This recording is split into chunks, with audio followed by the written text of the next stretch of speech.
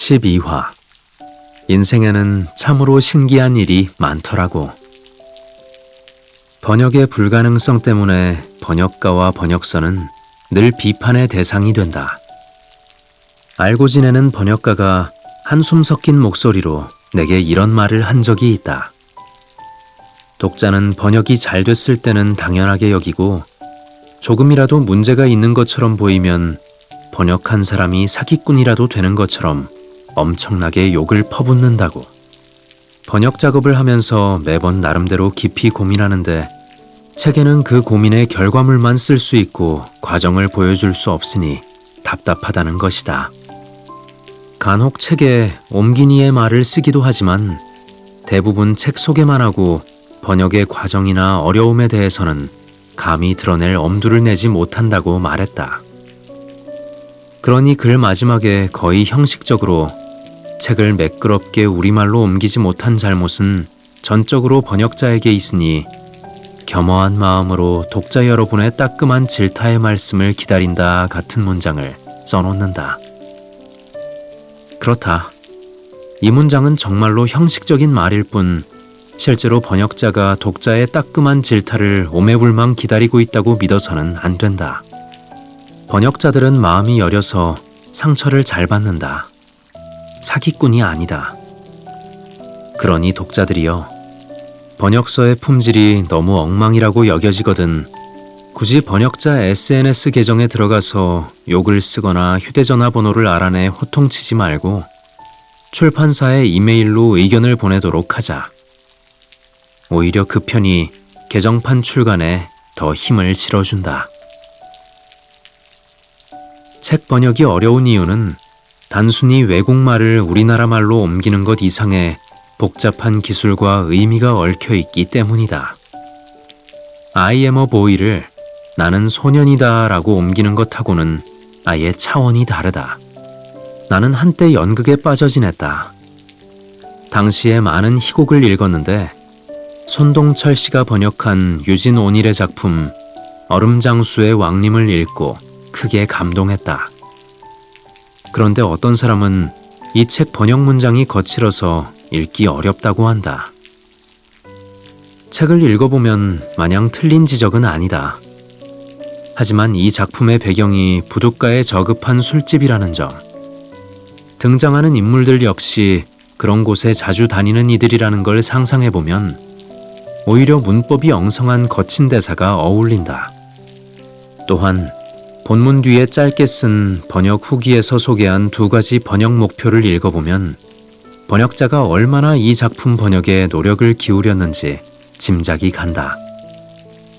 특히 번역자인 손동철 씨는 실제로 공연 예술을 직업으로 하고 있기에 이 책이 그대로 연극대본이 될 수 있을 정도로 우리말 문장에 신경 쓴 모습을 엿볼 수 있다. 그런 문장을 소설의 그것과 똑같은 호흡과 리듬으로 읽으면 당연히 거칠게 느껴진다. 이 작품은 영화로도 만들어졌지만 본래의 목적인 연극 무대에 올려졌을 때는 공연 시간이 4시간에 이르는 대작이다. 번역자는 이것을 우리말로 공연할 때를 고려해서 영어의 음절과 우리말 문장의 길이까지 일일이 검토했다. 이는 공연 시간을 원작과 맞추려고 한 시도의 단편이라고 하니 그 노력은 감히 상상하기도 어려울 정도다. 앞서 얘기를 꺼냈던 카프카의 단편 변신은 어떤가? 사실 이 책은 제목의 번역부터 달리 생각해봐야 할 지점이 있다. 변신은 오래전 일본에서 한 번역을 우리말로 중역하면서 자연스럽게 정해진 제목이다. 원서의 독일어 제목은 Die Verwandlung이다. 이 단어는 변신이라기보다도 변태에 가까운 뜻이다. 두 단어 모두 모습이 바뀐다는 점에서 주인공이 벌레로 변한다는 소설 내용과 어울린다. 하지만 이 책을 처음 독자들에게 소개할 때 의미상 좀 더 가까운 변태를 제목으로 사용하기는 어려웠을 것이다. 변태라고 하면 애벌레가 나비로 되는 장면을 떠올리기보다는 더러운 짓을 일삼는 성범죄자가 먼저 생각나기 때문이다. 처음으로 이 책을 번역한 사람도 그 사실을 알고 고민에 빠졌을 거다. 원어의 의미상 변신보다는 변태에 가깝지만 어쩔 수 없이 한쪽을 버리고 나머지 하나를 취할 때 얼마나 마음이 복잡했을까? 변신의 영어 번역서 제목은 메타몰포시스인데 이는 확실히 변태에 가까운 단어다. 트랜스폼이 아니다. 쉽게 말하면 트랜스폼은 어릴 적 갖고 놀던 변신 로봇에 어울리는 단어다. 자동차가 로봇으로 변하는 내용을 담고 있는 영화 트랜스포머에서도 바로 이 단어를 쓴다. 학술 용어 같은 메타몰포시스는 변신과는 다른 의미다. 변신은 A에서 B로 모습을 바꾸었다가 필요할 때 다시 A로 돌아올 수 있다. 하지만 변태는 A에서 B로 변한 다음 다시 A로 돌아갈 수 없다. 애벌레는 나비가 되지만 그 반대의 일은 불가능하다. 변신의 주인공 그레고르 잠자는 벌레로 변했다. 그리고 끝까지 다시 사람의 모습으로 돌아오지 못한다. 그러니 이 사나이는 벌레의 모습으로 변신한 것이 아니라 벌레로 변태한 것이 된다. 좀 더 생각을 밀고 나가보자면 변태는 변신과 달리 처음 모습에서 좀 더 나은 모습으로 변하는 걸 암시한다.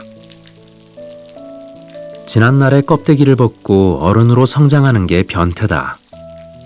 그렇다면 언제나 못마땅한 사회생활에 자기 삶을 저당 잡혔던 그레고르 잠자가 벌레가 된 사건은 불행이나 파멸이 아닌 행복과 성장을 의미한다. 그래서일까?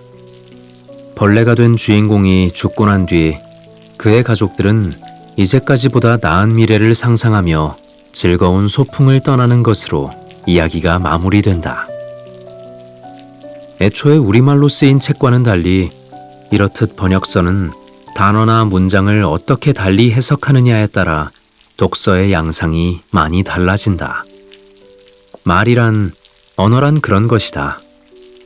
소통을 위해서 고안된 인류 최고의 발명품 같지만 때론 타인과의 소통을 가로막는 벽이 되기도 한다. 구약 성경에 나오는 유명한 바벨탑 사건은 그런 의미에서 대단히 상징적이다. 인간은 자신들의 능력으로 신의 위치까지 닿을 수 있다고 믿게 되었다. 하느님은 교만한 인간들이 하늘을 찌를 듯한 바벨탑을 쌓는 걸 보고 벌을 내렸다. 인간의 언어를 몇 종류로 나눠버리는 게 그것이었다. 탑을 쌓던 사람들은 서로 말이 통하지 않게 되자 일을 멈추고 뿔뿔이 흩어졌다. 비단 구약시대의 사건뿐만이 아니다. 말과 글은 오늘날에도 인류가 완전히 하나로 통합되는 걸 막아서고 있다. 여태까지 해오던 문학의 관습을 버리고 새로운 소설 기법을 실험한 누보로망 작가 레몽 크노의 문체 연습은 바로 이러한 현대 언어 쓰임의 특징을 잘 보여준다. 일단 장르 구분부터가 모호하다. 이 책은 소설일까? 아니면 제목 그대로 문체를 연습하기 위한 작가 지망생용 참고서일 수도 있다. 문체 연습의 시작은 사소하다. 젊은이 하나가 등장한다. 그를 처음엔 버스에서 만났고 그로부터 2시간 후 우연히 광장에서 같은 사람을 다시 만난다는 게 이야기의 전부다. 그런데 이렇게 짧은 작품이 다른 언어로는 번역하는 게 불가능한 책으로 여겨졌다. 이 짧은 이야기를 99개의 서로 다른 문체로 바꿔가며 재생산하고 있는 게 책의 구성이자 주제이기 때문이다. 아마 프랑스어 문화권에 사는 사람이라면 이 책을 잘 이해하며 읽었을 거다. 하지만 이 책은 번역되는 순간 프랑스어를 벗어나게 되고 작가가 의도한 문체 유희는 의미를 잃는다. 자, 그러면 이 책을 어떻게 번역하고 무슨 수로 이해할 것인가? 번역하는 게 불가능하다는 평가를 받는 이 책은 워낙 유명하기에 사실 여러 언어로 번역됐다. 우리나라에서는 조재룡 씨가 이 고된 작업을 해냈다. 다른 나라의 경우 어떻게 이 작품이 번역됐는지 확인해 보기 위해 내가 조금이라도 알고 있는 언어인 독일어와 일본어판 책을 따로 사서 비교해봤다. 프랑스어 원문은 우리나라 번역서 본문 뒤쪽에 부록으로 실려 있으니 나는 같은 책을 4개의 언어로 된 판본으로 읽은 셈이다. 결론은 이해 불가였다. 이 책의 특성상 그 나라 특유의 문체를 활용해 풀어야 할 부분이 있기에 한국 사람인 내가 다른 나라 말로 쓰인 책을 읽고 온전히 이해하기란 불가능한 영역임을 인정해야 했다. 가령 25번 문체의 경우 우리나라 말에 비하자면 프랑스어에는 의태어가 거의 존재하지 않으므로 우리말 번역은 번역이라기보다 완전히 우리나라 문장처럼 될 수밖에 없다. 60번의 동요로 번역한 문체 역시 프랑스어와 우리말 번역을 비교하면 완전히 다른 작품이라고 생각될 정도다.